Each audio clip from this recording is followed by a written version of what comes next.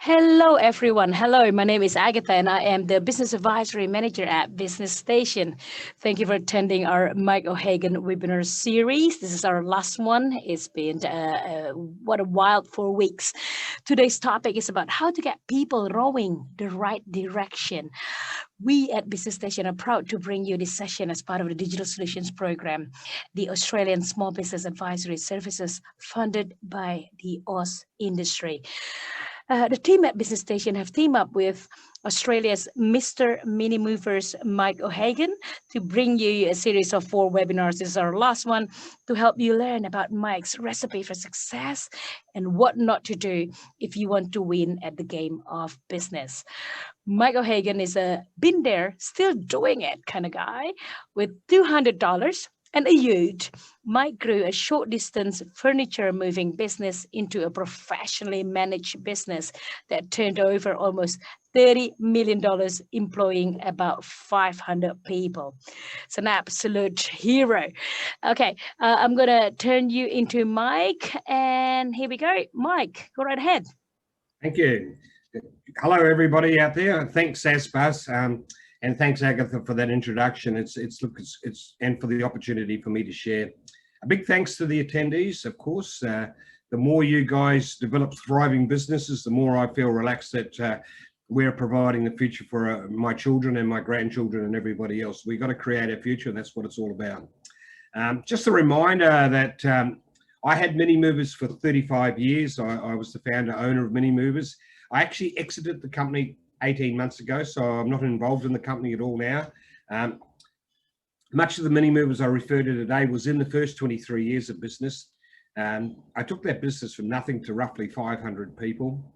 It did short distance direct door-to-door furniture moving, so we owned a whole lot of trucks, over 100 trucks, and so we had guys that moved furniture. We also had a major call center, head office, and all the stuff that goes with it.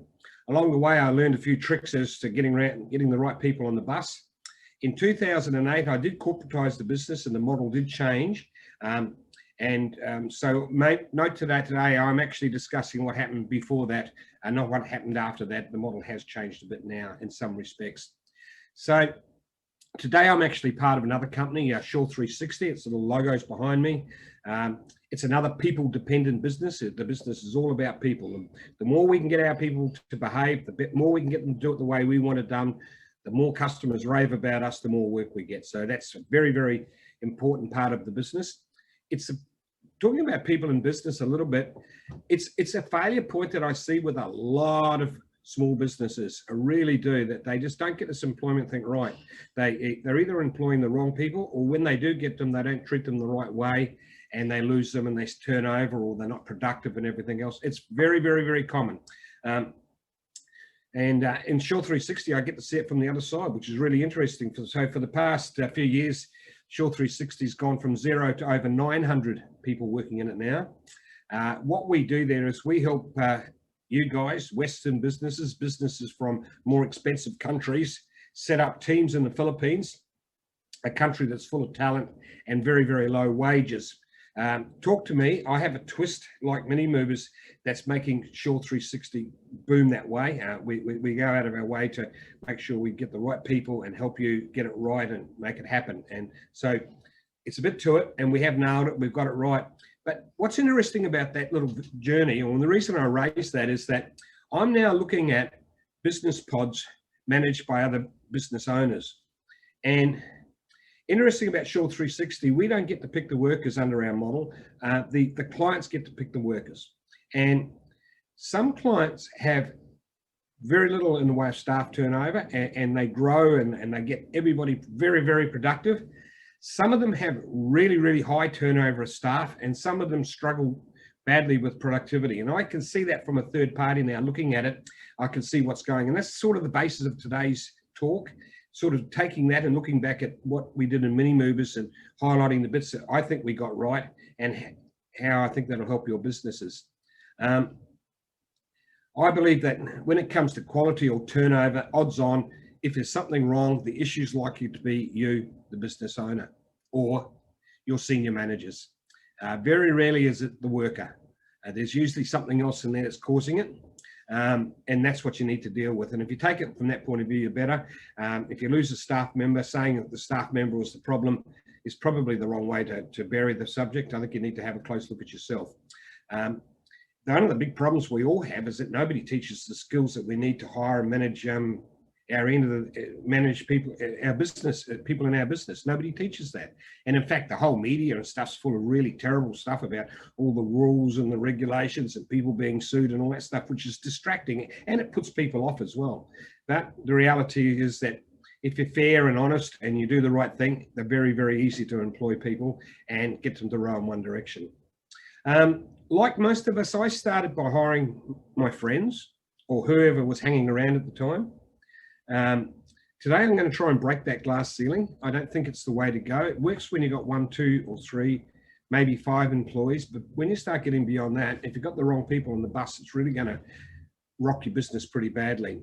So today I'm sharing from my background, and it's all about how to get people rowing in the right direction. It comes down to, if you hire the right people and you develop them to work together as a team with a common goal, then life is going to be a lot easier for you and your business is going to thrive. And if you look at it carefully, there's 2 components. There's 2 components that you, the owner, need to bring together and make work together. And one of them is the people, right? Getting the right people, making sure they understand it, doing that. And the other one is the processes or the systems. Now, you'll hear people talk about systems and processes. Got that? I don't think they're as important as what you think they are sometimes, if you've got the right people who can think, understand you, what you want to do, and get it done. So if you think of both areas, I've got to get the right people, but I've also got to have systems and processes and make them work together, then you're okay. And I do see people that are very orientated towards, I don't know what it is, that they don't have the people skills, but they have the technical skills to build processes and systems and have high staff turnover because they lack the people skills. And I see people with people skills that haven't got the systems and processes. You really got to make the two work together. When I started MiniMovers, I started like everything. I just started with 1 truck, and then I hired a subcontractor, and then I hired another subcontractor. And I discovered that I was hiring people that wanted to own their own trucks. I was teaching them a low entry business, and a lot of them left me and went out and become my competitors. So that didn't work. So then I moved on and decided to play with owning my own trucks and hiring experienced people. So we'd go into the market and we want to hire an experienced removalist. And I discovered that they would come in, and they've been in all the other yards, and they would tell us what we're doing wrong and what we should be doing. And they had their own ways of doing it. And there was a reason that they were usually unemployed and looking for a job, and 2 or 3 months after they start, that would quite commonly raise its head. And that didn't work for me either, because I was just hiring leftovers from my competitors, and it was really bad.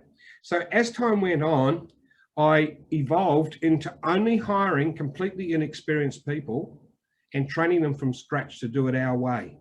So we wouldn't even hire them with a truck driver's license. We would hire, if they had a truck driver's license or had worked in a transport company, we simply wouldn't even bring them in for an interview.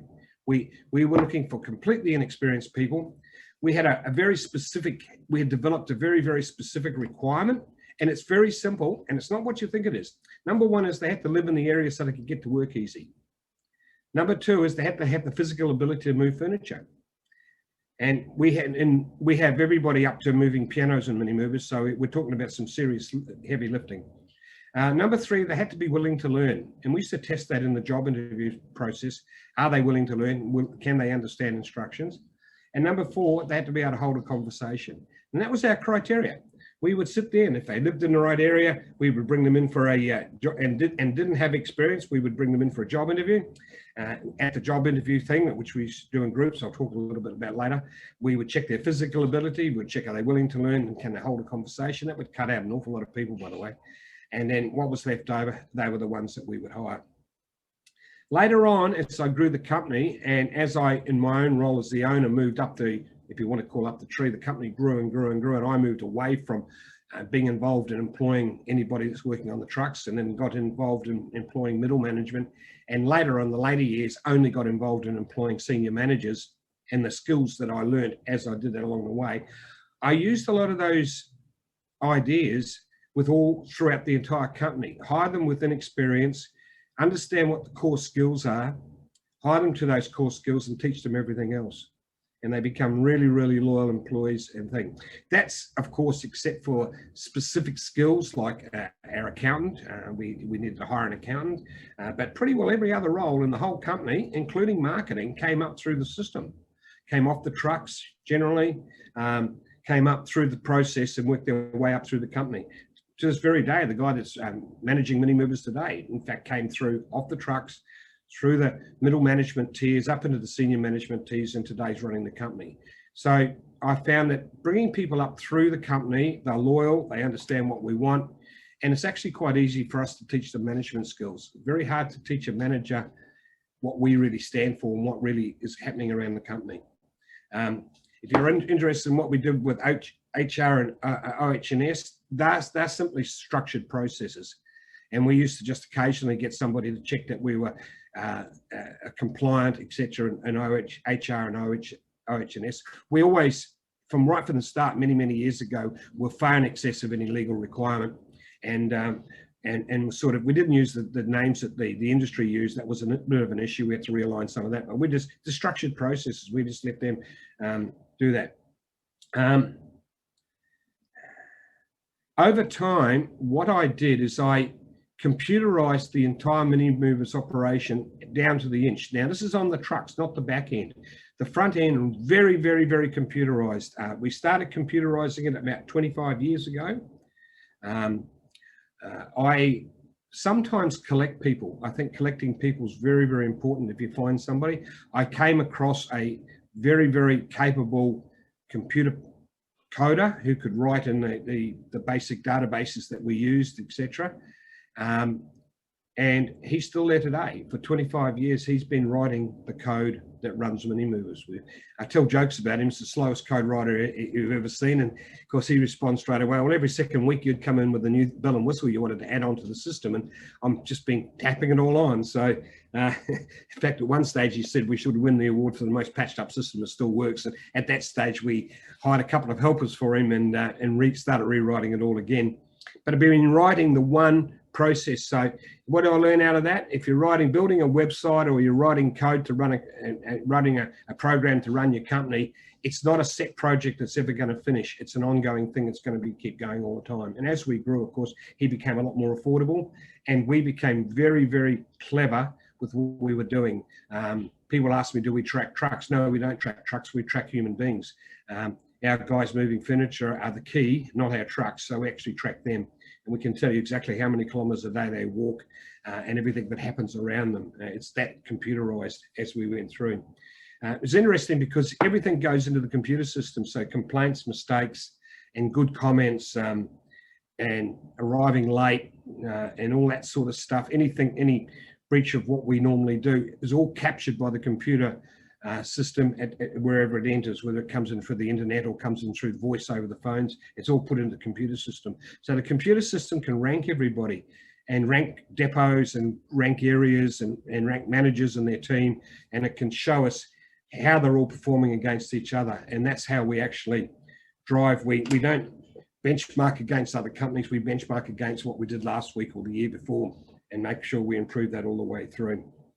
It used to be a manual system. It was at the start, but today it's a very computerized system. I'm not saying you have to do it that way. That's what I did. Understand that I'm building a company. I needed to be able to be the McDonald's of moving. I needed to know exactly what my people were doing, what they were doing right, what they were doing wrong, and who was performing and who was what. And we needed to do that in a way, and we managed to automate that with a program that ran the whole company. So let's look at some of the ideas around some of the things we've done. I've already mentioned you can collect people or you can hunt them. I mentioned that I collected my IT developer, found him by accident, something happened that caused him to be job hunting, and he was fitted into what we wanted. And so we invented the role and put him in there and started writing a code. We didn't decide we needed one and went out hunting for them. I have a funny look. I've got a bit of a history that every time I've caught myself and I have to hire some sort of person with specific skills, it's not worked out. We've never been able to find the right person to fit with us. When I find one that suits us and fits in with us, we have a tendency to invent the role And then we do well out of that. And we've got a long history of doing that, collecting people or hunting. So understand there's two ways you can get people. You can collect them or hunt them. I think you should be open to both, depending on what you're doing. And of course, so back to hunting. What you got to do is think about what you really want them to do. Not in terms, and don't think in terms of experience or qualifications. I see all these job ads out there, you know, must have this experience, must have this qualification. I'd rather describe what the job's about. You know, wanted personal assistant for a business entrepreneur. This is a crazy entrepreneur who's handling 6 businesses at the same time. There's things booking, things cancelling, and stuff happening all over the place. If you love chaos and you love having a lot of fun, this is the guy you should work for. And that's describing the job, right? I didn't say they needed to know Word or they needed to know Office or any of that sort of stuff. I don't need to. We can teach that if we need to, because we want somebody who can handle 100 things at the same time, not lose their cool, keep the people skills up and everything else. So think in terms of core skills. What is the core of the job you've got? What are the core skills that you really need? And then describe the job the way it is. I always make up a list of the minimum requirements that I need. Just like I said before, 4 things for those guys that are moving furniture for MiniMovers: where they live, physical ability, willing to learn, can hold a conversation. Every single thing else I can teach. And in fact, everything else I have to teach, because we only have our way of doing it. All right. And therefore I have to teach it. So they are the 4 criteria, right? And so make up a list of minimum requirements. Develop it into a test if you can. Develop it into a test. The job interview with MiniMovers when you want to, for the furniture moving guys, is they play a video that shows them 7 different ways that we pick things up. We've perfected 7 different lifting up methods. We did it completely. We didn't get them from anywhere. We developed them many, many years ago. And we've got them into a video format and we demonstrate them in a video. So when they arrive at the interview, they sit down and this video gets played. At the end, we don't even talk to them. At the end of the video, we get up and then we go outside and we start moving furniture up and down. And there's a guy, one of our trainers is standing there with an iPad and he's having a chat to each one as he's doing, and he's checking, can they hold a conversation? And he's looking at, did they listen to the video? Are they doing it the way they were told? So therefore, are they willing to learn? And while they're carrying the stuff up the stairs, are they physically able to do it? And that's how we do it, by demonstration. But coming back to my personal assistant for me, I always get, whenever we need to find a personal assistant for me, we always come up with a horrible, horrible story about this evil person who keeps complaining to the company all the time about something we've done wrong. It's just a thing that we write up. And then we ask them, we ask them to write a letter so the person doesn't complain anymore. And what we're doing is we're checking their English, we're checking their ability to, their people skills, and we put time on it and pressure on it to get it done in a certain time. So, and then who was going to be my PA stands out like you wouldn't believe after that little exercise. So you can develop a test, right? Now, this is where it gets interesting. You get somebody, you hire somebody, usually a cheaper resource somewhere, to pre-vet and run those tests. If you're a smaller business, set up a separate Gmail account and feed all the applicants into that Gmail account and have this person respond to every applicant. Well, delete the ones that don't meet the minimum requirement, as you can see, and then the ones that do meet that the pre-vet requirement, then get them to send the test out, do the test back, and at the end you get this cheaper resource. It's not you that's doing a lot of time in this exercise, that you get them to come back to you with a short list of whatever it is you want to do. I suggest 10, but some people do 6. And you get a short list. Now, how do you get them in there? You go fast, you go wide, you cast a wide net in the market. Use every single free advertising method that you can find to locate people. Every single one of them. Don't do one, do them all. And also do some paid ones. And just feed them all into that Gmail account. You need to stay in control of this whole process. You need to cast a very wide net. And you need to bring in lots and lots of applicants, because the one you choose will be easier. It's easier to choose the perfect person from 100 than it is to choose the perfect person from 10. So you need to advertise widely, bring in lots of people. Just how does MiniMovers do it today? How did we used to do it in MiniMovers? We had this thing that we used to permanently advertise every week, and we wanted at least 200 applications a week. We used to average a need of 1.5 new people a week, and we used to be interviewing 200 people to get our 1.5, and that gave us a really high chance of getting the person we really need in the role. It's all a numbers game. It's all about numbers. So not just one little ad somewhere. Get out there and beat the drum, go everywhere you can, and go on LinkedIn, use your free advertising sources and your paid advertising, lock them in, have a cheaper resource, run a set process, and then it comes down to you. They come back to you with your little short list. Now, they're being pre-tested, and you've probably got the test results in front of you. So the interview is not about their capability of doing it. Their interview is all about their fit, attitude, the ability and core skills, as I said, have already been done. And it's about, does the person fit into us? Do I feel relaxed with them? Are we at one? Are we going to understand each other and everything else? So the interview is all about, will they fit into our culture? If you're interested with the phone sales people, with the call center people, we only interviewed them on the phone. Their job's on the phone selling our services. Therefore, we should only interview them on the phone. So that's because that's where they excel. If they don't excel on the phone, well, we're doing the interview. They're not going to be good on the phone selling our services. If you are bringing them in for an interview, you need to inform them about what time they must be there, and dress code, and what's likely to happen on the interview things. And when they arrive, be absolutely ruthless if they don't follow those instructions. If they don't come dressed the way you ask them to come dressed, if they don't come in right on time, in my book, there's only late or not late. I don't have such a thing as 1 minute late. There's no such thing. If you're supposed to be there at 8 o'clock, you're there at 8 o'clock. In fact, the smart ones will be there at 10 to 8, ready to go. But if they come in 1 minute past 8, 5 minutes past late, I'm sorry, that they're not going to make it. They're just going to be a nuisance at work. If they do it at the interview, they're not going to improve once they're working for you. So be ruthless, absolutely ruthless with your requirements at that thing. If you've told them to do that and they don't do it exactly that way, cut them out really early in the piece. Onboarding, use 9-year-old English. Keep away from this HR clap that we've got nowadays. We've got so much prim and proper stuff out there, rules and regulations. It scares most people.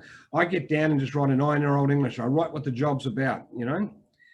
Your job's to move furniture. Your job's to look after our equipment, and above all, create a raving customer. We want you to get out there and create a raving fan of a customer. That's what your job's about, etc. We write out exactly what it is in 9-year-old English, what the job is in conceptual terms. And we keep away from all this legalistic stuff. I know you're supposed to do it or you have to do it, but honestly, it's getting way out of hand, and people aren't even getting the fundamental job done because they're getting trapped into, they've been presented with War and Peace, and they can't even, you know, they don't want to read that much and understand it all. Neither should they. When it comes down to managing them, I want you to understand that there are 3 agreements. There's always 3 agreements, right? Very large corporate businesses may not have 3 agreements. They may have 2, but I've got to tell you that SMEs, I'll guarantee you, have 3 agreements. The first agreement is what was in writing, the role description that you gave that I just talked about, and whatever's in writing. That's simple. It's a written agreement. It's there. It's black and white. They're told about it. You probably talk them through it. They understand what's in it. There's always a spoken or inferred agreements that's probably not written down.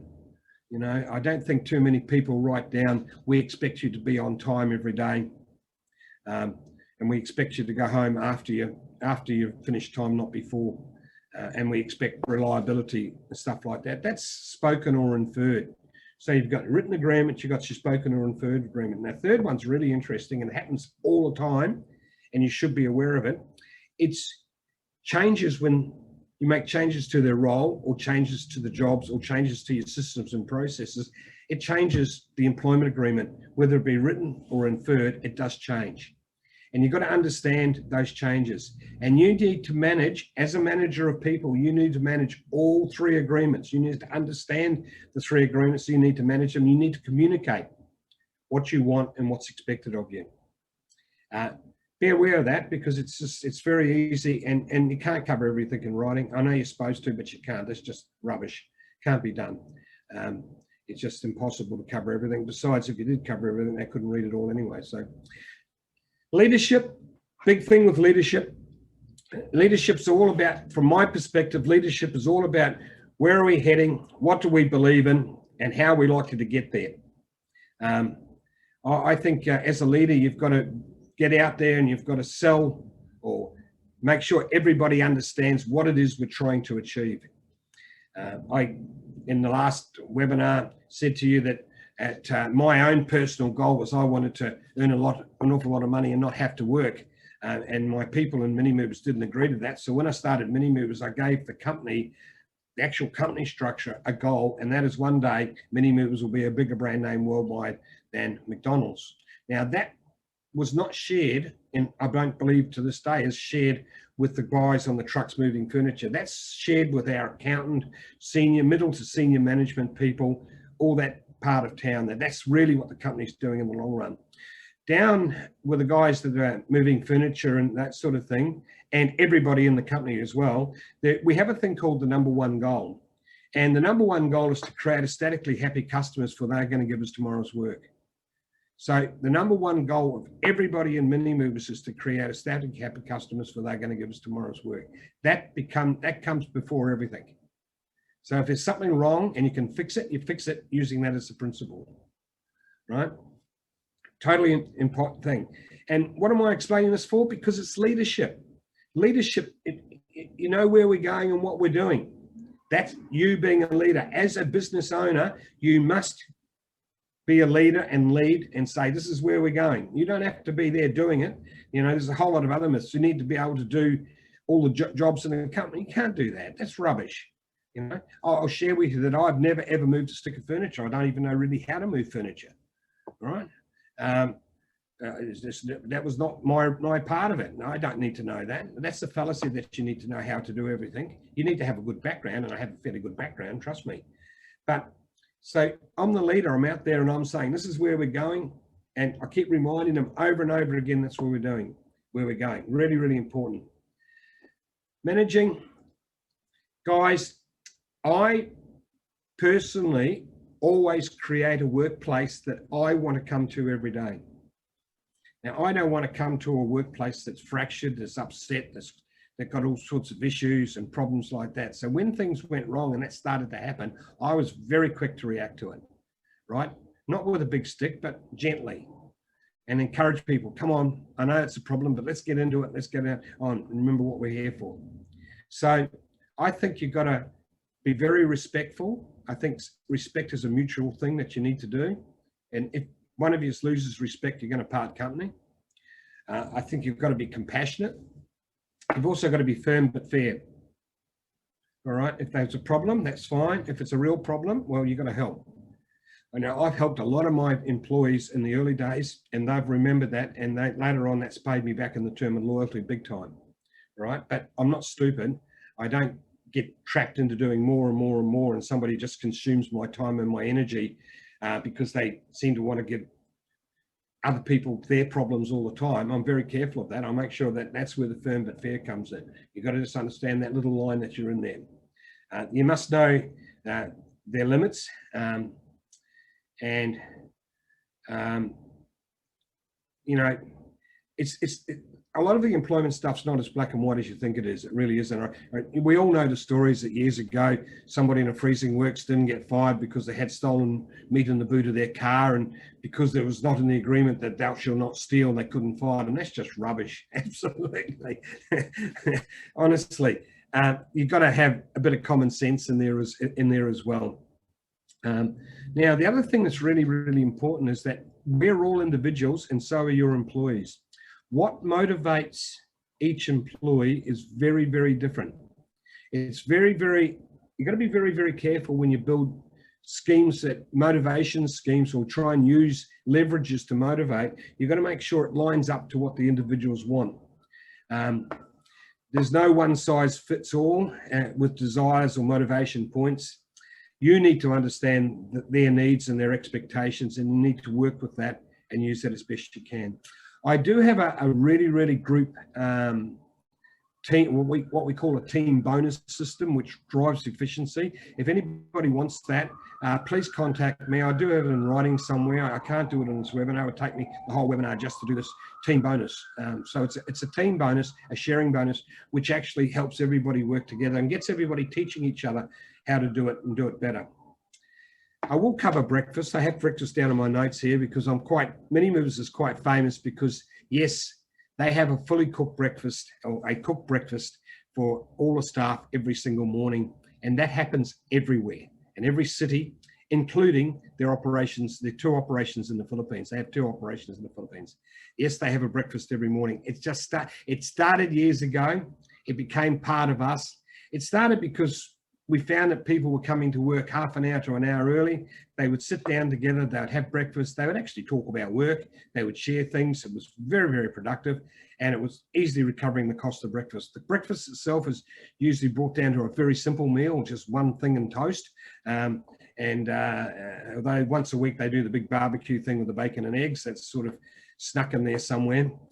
We've tried to avoid commercial kitchens as best we can, keep the meal simple. In some places we are feeding a lot of people. I think at Rockley they feed 80 odd in the morning or something like that. It's quite a big arrangement. And what does all that mean? Look, you treat them like a family. I think it's very much like a family. You know, you're going to have your occasional breakdown of communications and a bit of a snippet, and you snip that in the bud and fix it up. But at the end of the day, you put your arm around each other and we all carry on. I believe I'm pretty brutally forthright, and that scares a lot of people sometimes in the employment area. I will, if you're wrong, I'll tell you you're wrong. But I'm sometimes not the best at cultivating that. That's just me. Later on, they pulled me away from recruiting and big time because it was going to be a danger to myself. Unfortunately, I'm a lot better now. So you've got to balance all that with really structured set procedures. And while you have structured set procedures, I really strongly believe that all employees at all levels have to have some ability to be able to make some decisions based on when something goes wrong that's not covered. So they need to be empowered to make a decision. I think it makes for a nicer workplace when you've got processes and systems and you're trapped into following the systems because they're all computerized or whatever. But if something goes wrong, you need to have the ability to be able to make a decision to serve the ultimate goal, which is to make happy customers. So, and I think it's really important that people have that ability in their workplace. They need to, as I said, they need to understand the ultimate goal, what's acceptable and what's not. And unfortunately, in this ever-changing world, all of this stuff is always ever-changing. So you've got to be communicating. We have a weekly get-together, which is the entire MiniMovers operation gets together at a set time. It's all done virtually nowadays. And somebody shares the good things and very little about the bad things. And we just share the good things and rev it up. It's to a set thing. It runs for 7 minutes and 7 minutes only. And that helps bring everybody together and keeps everybody working together. They're a team. They need to share with each other. You want them working in unison. Absolutely impossible and absolutely important. When it comes to systemizing, I suggest there's 2 books that you should read. I think they're compulsory. You should do it after you've got a business and you're starting to get profit and you're starting to expand. Then you should read the E-Myth. The E-Myth is really important. You need to understand which of the categories you are in the E-Myth. And there's a book called Systemology, which is written by a guy who actually knows Gerber from the E-Myth, and he's written how to systemize it as well. And I like the way he's done it. It's a fairly recent book. I helped proofread it when he did it originally, and I think he's nailed it. He's come up with a system where your current staff help build the systems and the processes, and it keeps away from all the traps, not too much around technology, not that. Most of the MiniMovers systems are sheets of paper with numbers on them. It's very simple stuff. Last subject to finish off with just here, training. if you really want them to do it your way, you're going to have to train them. And I've got to tell you, taking lower skilled people and training them up to the standard that you want is a very, very viable way to get really brilliant staff. There's also something else I want to mention here. If you're looking for a new business idea, there are amazing opportunities in training people up and then selling them. So if you are particularly good at something, say you might be good at, say, content writing. If you can train others to be good content writers, you've got a business. If you don't train others, then you're the only one doing the content writing. You only own a job. So there are amazing opportunities in training. If you can take people and lift their skills up better than any competitors to do a better result than anybody else, then that's an amazing business opportunity. And that's kind of what we've been talking about the whole way through. It's about developing a major competitive advantage by having better people than anybody else, happier people, people all rowing together and doing the right thing. So on that, as I said, if you want to talk to me or contact me, you can get me through LinkedIn. It's pretty easy. Mike@o'hagan.com.au is my email. Just contact. I'm always happy to chat, knock things around, share my stuff. That's what I enjoy doing today. And on that question, on that very subject, I hand over to you now for the questions in the panel. Agatha. Thank you. Thank you so much, Mike. That's fantastic. I'm going to invite everyone now to go back and actually unmute yourself, put the video on, and let's get the show on the road. Thanks, Mike. And that was absolutely fantastic. I love all the insight you shared with us. I think it's very relevant in small business life as well as any professional life in terms of managing people. And I love that, getting people rowing in the right direction. All right, before we go to Q&A, of course, what I'll do is we'll go around the panelists here. If you don't mind, probably starting with Joshua, introduce yourselves and what you do and what you can offer as part of the ASBAS, Australian Small Business Advisory Services Digital Solutions Program. All right, Josh, take it away. Thanks, Agatha, and thanks, Mike, again for that. I really enjoyed that session. I think that people are going to get a lot of takeaway from that. So my name is Joshua Clifton. I'm the founder of Master Host Coaching, and I specialize in brand development, customer psychology, and buyer behavior. So what does that all mean? Well, I help you understand your business and how to message it out to the world to get the results, not only for your business, but how to manage an incredible team, which is why that session was really exciting. I loved it, Mike. And I'd love to work with you and see if I can help some way. Thanks, Agatha. That's fantastic. Thank you, Josh. And Dante, can you just, I know everyone probably knows Dante by now, but introduce yourself and what you can offer as part of the ASBAS program. Yeah, I'm Dante St. James. I work with Facebook's community training network in Australia and New Zealand and globally as a lead trainer as well on everything to do with business with Facebook, Instagram, Messenger, WhatsApp, all that good stuff. And my own business, ClickStarter, helps businesses to DIY their websites and DIY their social media and digital marketing. But we also have a done with you way as well. So every month we'll check in with you to keep you on the right track. And if that's all too much for you, you can throw in the towel. We'll do it all for you as well. This year I've been really fortunate to work with a whole lot of tourism and travel related businesses as the recovery does begin. Just got back from a trip to Cairns, which was amazing. Got to spend time with people on Fitzroy Island, which was also amazing. And I'm hoping to work with a whole lot more small businesses like yourselves on the ASBAS Digital Solutions program to just get more out of what you're doing by learning those really specific skills to help you grow your business sensibly. Absolutely. Thank you. Thank you for that. And Tracy, let us know, introduce yourself and what you can offer as part of the program. Thank you. Yeah. Hey, folks. Tracy Sheen here, the digital guide. So I've been hanging around digital marketing so long it wasn't digital when I kicked off. In fact, I just found a photo of myself playing with an electronic scale when I was 6. So that's how long I've been kind of playing around with technology. So I would consider myself, I guess, a bit of a generalist. I'm the person that starts at the beginning, make sure that the strategies, the systems, the foundations are solid. I spend my time learning a little bit about a lot of things and then going to the experts like Dante when you want to go really deep on, say, Facebook ads. But if the thing for you right now is like, oh my God, where do I even start on harnessing this thing or reining it in? That's what I love to talk about, is getting those pieces pulling it right back, making sure that it's really crystal clear and making sure that it's achievable. So removing that overwhelm. So that's what I love to do. If that's where you're at, then shout out and let's have a chat. I love it. Thanks, Tracy. All right. We'll go to Q&A now, and some wonderful questions here. And everyone that's live, please do pop in your question in the Q&A section at the bottom of the Zoom. Mike, this one specifically for you is from John. And he said, Mike, you once said to me that when you were a bigger business, that it was easier to manage. You said it was easier to manage 4 senior managers than it was to manage 100 staff when you were smaller. Can you talk more about this?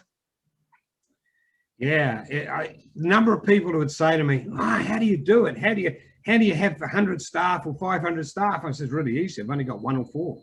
I've either got 4 senior managers or 1 CEO, and that's it. They have them down below them as it fans out. And so it's about delegating. Delegate is a huge thing that we haven't talked about in this scene. But I will come back very, very quickly and say to you that from 0 to 5 is a very, very awkward size, because quite often you're trapped into doing the wages and everything else as well. And 5 is a really dangerous number, because quite often you've gone to 5 by taking shortcuts with your employment practices. You've probably hired some home-based online that are spread all over the place. You've done something like that. That's really hard to glue it together to go bigger than that. So there's this awkward thing at 5 that often people going from 0 to 5 do go about it the wrong way. They do hire the home base that is spread around the place, which is a big, big trap. It's easy to do, it's quick and easy to start, but it's a real trap when you're starting to get a team that are working together and sharing with each other and developing the knowledge. 5 to 10 is a bit easier, and over 10, it's really a lot easier. And once you get over hundreds, it's simple. So there's a hump there, guys. You've got a bit of a hump. And that 5, be careful of the 5. Like I said, I see a lot of micros.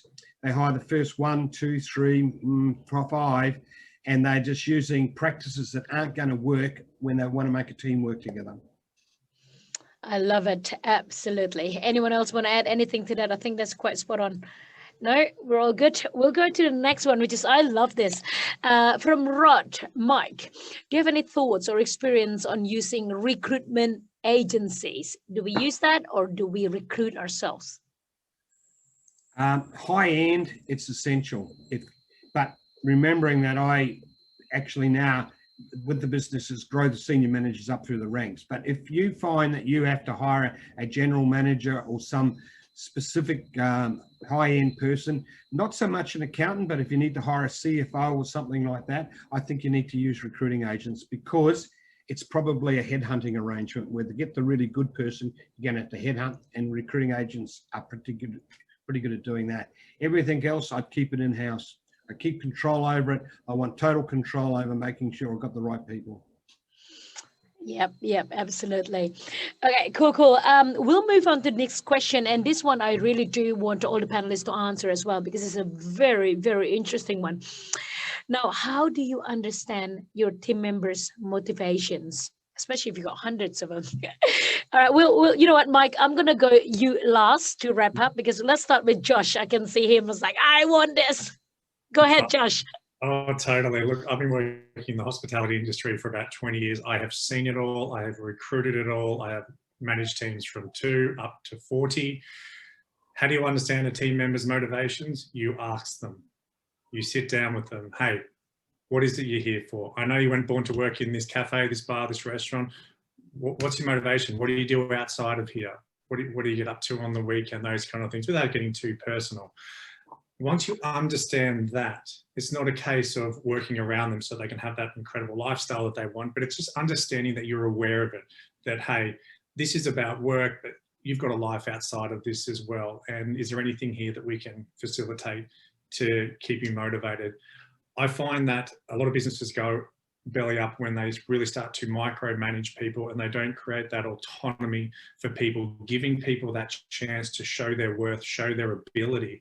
Because when you're managing someone so closely and they do something wrong, they feel like they're constantly being watched. But if they stuff up, they don't really take it personally. They think, well, this person was on my case, in my ear, do it. But on the other hand, if you allow them to be like, hey, this is the job. Are you keen? Great, cool. This is your work. It's all you. Touch base with me if you need anything at all. I'm here to support you. And if they stuff up, then it's on them. And that hurts so much more. So create that autonomy, ask them what their motivations are, and rinse and repeat. There's no better way to do it than to be completely clear with them and allow them to live a life that they want and work with you at the same time. I love that. Thank you. Tracy, what do you think? How do you find your staff members' motivations? So, you know what? I remember my last corporate gig. I was in Telstra. I was mid-level management. I was flying all around the country, delivering workshops and training. And I sat down one day with my team leader and he said to me, so what's motivating you to keep going? And we sat down and had a bit of a chat, and he said something to me that's always stuck with me. And that is that people say they leave for money, but they usually leave because of management. So I would say to people, when you're working with teams, totally on board with what Josh said, you need to, kind of get to know what makes them, what floats their boat outside of work, but ask them what they look for in a manager. Like, how do they want to be managed? Some people actually like the daily check-in. It used to drive me nuts. People, I need to know what the end goal is and then let me get there how I'm going to go. But I work with people who like, the 10 at 10, the 10-minute check-in at 10 a.m. This is what we're doing. This is what's going on. So it's just as important for you to find out from your team how they want to be managed, and then never bugger up their money. That's just one thing that's that's just going to annoy your team more than anything. Never bugger up their money, but give them the way to know how they want to be worked with. Fantastic. Thank you very much. Dante, what do you think? Agree with everything that's been said by far. You've got to listen to people. You've got to talk with people. You got to sit down and listen to people. Now, when it gets to big scale, like when you're getting to 30, 40, 50 people, it can be a little bit difficult to speak to everybody and find out what their individual motivations are. But that said, you've usually got management processes in place to help to do that by that size. Another way I've found is really easy to get a good overview of your corporate, your structuring your team is do what I call DISC modeling. So DISC. It sort of gives you an idea of how people work themselves, the kind of not so much their motivations, but more their personality style and their work style as well, which can be very different to what they're like at home. And it's good insight. I suggest you go and do a little bit of this yourself. Just DISC, search it online, just Google it, do a little bit of a test and see where you sit on that scale. And then I like to do that with the people I'm working with as well, because then we understand where we might clash and what we need to do to make allowances for each other. That's something which you can scale out a lot further with consultants and all that, but at the size of most of our businesses, just do it in person and do it as a fun activity rather than oh my God, this is going to be horrific. It's a psychometric test. It's nothing that bad. Trust me, it's just really simple.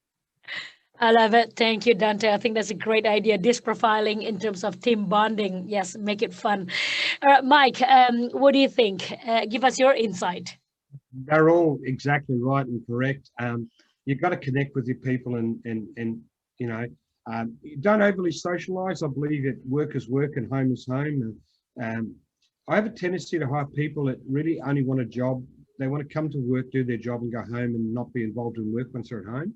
And I think you need to respect that space. I think we have some problem with technology now creeping out there, especially with management taking their phones home with email and stuff in them. That's a huge problem. But I think you really need to connect. And look, when I talk to my managers, if they don't know a little bit about the personal lives of each of the staff members, I worry about the manager. They need to know something. And work, I don't care, work does creep apart. You do share home stuff at work as well. That happens, especially, don't forget, we're talking about SMEs here. We're not talking about large corporates. Massive difference in employment techniques between the two. And a lot of the rubbish that's out there is really designed for massive corporate thinking and corporate teams and all that sort of stuff, as opposed to SMEs, which are more fundamentally friendly, closer together, and all punching in one direction. So yeah, understand and just talk to people, ask them, just know them and understand what motivates them. Thank you. No, absolutely. Communication is definitely key. The next question is actually very good. And I wonder myself, because I think I'm having this type of issue is, Mike, let's start with you, because this is definitely right up your alley. Is if you insist that your staff members actually, I guess, doing it your way, insisting it is your way in training people, then how do you get the best out of people who might have got some great ideas to improve things? This is a really poisonous chalice here. It really is, okay? This is a really thing, because what makes one happy can often make all the others unhappy. And you've got to be really careful you don't make one happy person for a lot of unhappy people. The honest answer is that I have a tendency, when it comes to structured set processes over and over again, like moving furniture or whatever, I have a tendency to only hire people that will follow processes and not want to change them. I told the story early on, I think the first seminar, how I got into business for myself, because I was assessed by a large company as not being suitable for management. And I now agree that I'm not suitable for management, because I'm the sort of person that always wants to improve it, always wants to change, and always want to make it better. And when you're operating a business that is a set structured system, we do the same thing over and over again. Having everybody jumping up and down trying to change it all the time is an absolute nuisance. Right? That's not what you're trying to achieve. So you pick people who have a tendency not to do that, because it's a structured system. Certainly, as they start coming up, and certainly you need to have the door open if they do have a good idea. But what I've learned to do is not put it up on a pedestal, because when you put it on a pedestal, then people start, think they're going to attract the attention of the boss and go home, and they just create a nuisance for everybody. They really do. So very, very carefully leave the door open to ideas. I don't encourage it, and I pick people that don't do it, because I just want continuity. I want the same thing done the same way. I want to hire people that are going to come in and go do the same thing the same day. Very much like McDonald's with all its staff. It's got in there all our kids. We can't get them to make their beds and stuff, but McDonald's get them to behave. They all followed a set structured system. They don't really want 1,000 kids or 10,000 kids all trying to change it, okay? I love it. Absolutely. I think it also depends on the job, isn't it? Yes, but very good insight, Mike. Thank you. I think that actually, I would like to know, all the panelists, what do you think about that in terms of allowing creativity and improvement, but at the same time, still aligned as to what you want the vision to be? Josh, why don't you start? Sure. So I think at the starting from the bottom, it really comes down to your core values as a company and as a business. From that, you establish the type of people that you want to attract in different roles for the job. Normally, we're across a scale of we're two types of workers out there. There are the workers, and I call them, in my latest publication, I talk about it. One's a worker and one's a creative. The workers love structure. They love routine. They come in, they go to work, they do it. That's what they want to do. They don't like huge change or unpredictable change. They like to be planned ahead and do it that way. Then you got your creatives. So these are the people that don't really like structure too much. A lot of ideas, love the customer interactions, love the spontaneity of everything. We're all on that scale somewhere, and a business needs both to operate. And I think that's what Mike was saying, is there are people for the role. You can't just hire creatives, because they might have amazing customer experiences and they love all that change, but then there's all these people just fighting because they love change. They love it so much. So when you want to identify what your business is, you're normally going to have those two different types of roles. And those creative ones, it's got to be an open door policy. There's got to be things like you can come in and be like, I'm happy to listen, note it, and keep working. Because if you change for that one person, you're going to really pee off all those other people who are working hard, who love that routine and that worker mindset. So definitely you're going to have them. They're necessary for the business. But for most of the businesses out there, for 10 or more people, you're going to have a mix of both, because that's what you need to run the business. Great insight. Thank you so much, Josh. Okay, Tracy, what do you think? Couple of things. One, beware the survey of one. So if one person comes and says, I've got this great idea, go, good. If 20 people come with the same great idea, maybe. Typically when I'm working with clients that have, say, 5 or more, where you're going to get a mix of this, we would say get together every 3 months as a team and then potentially talk it through and spend some time going down the rabbit holes. So if you've got a core group of people that work on that procedure or that task, let them go down the rabbit hole of what would that look like if, and spend a bit of time. A, it allows the person to feel acknowledged, and B, if something is going to change, it's an opportunity then to update the process and, you know, do what needs to be done. Don't, as Mike said, don't allow it to happen, you know, 3 times on a Thursday, because you won't get anything else done. So just build it into your process and part of your team culture that, hey, every 3 months we get together as a team. That's where we throw around ideas. That's where we see what sticks. That's where we go down rabbit holes. But the big thing is beware the survey of one. I love that. I'm going to use that. Beware the survey of one. Dante, take it away. Opinions are like underwear. They're always changing, and I don't particularly want to see everyone's underwear. So I would always just go, if you hire someone for their abilities to give ideas and to change things, you will listen to that person's ideas and opinions. If you're hiring someone specifically to achieve a task and there's no expectation that they would have ideas, yes, I would listen. I go, thank you for that, and then move on. You can tell me all about your underwear as much as you like. I don't particularly want to see that underwear. I'll happily see the underwear of the person who's qualified to be showing me their underwear, or can give me ideas, or has done better stuff. I'm a crap manager. I'm a bit like Mike, I guess. It's not a great manager. I'm just terrible at it. So I will also always listen to the opinions on management of people who are good managers. But I'm not going to hear someone who is a data entry clerk and hear about their opinions about how we should be running HR. That's just not what they're about. Oh my goodness, Dante, finally there's one thing you're not good at. I'm surprised. And thank you so much, guys. Very good insights. And it's just been such a fantastic session indeed. I'm a bit mindful with time. What I'll do, probably go around with all the panelists as well as Mike. We'll go with the panelists first. What's your takeaway for today? 1 or 2 sentences in terms of how are we going to be motivating our team members to be rowing in the right direction? All right, we'll start with Tracy. Ladies first. Oh gosh, just 2 sentences. Hey, look, I'm a big learner. You should always be learning, always be looking, always be comparing, contrasting. So definitely grab those couple of books that Mike talked about, the E-Myth and Dave Jennings' Systemology. Great 2 books to kind of get you started. Never be the smartest person in the room. That's my other kind of takeaway. That's very good. No, thank you so much. All right, Dante, what's your takeaway from today's session? Hire the right people and get the hell out of their way and let them do their work. Fantastic. No, that's a very good one. Absolutely. Josh. Protect your culture like your profit.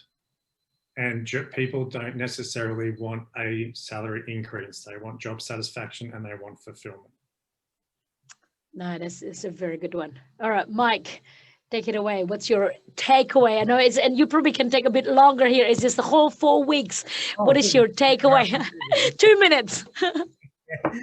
No, look, you've heard my thoughts on employment. We've talked about that. I want to do this is the end of four webinars with me. The recordings are up if other people want to see them.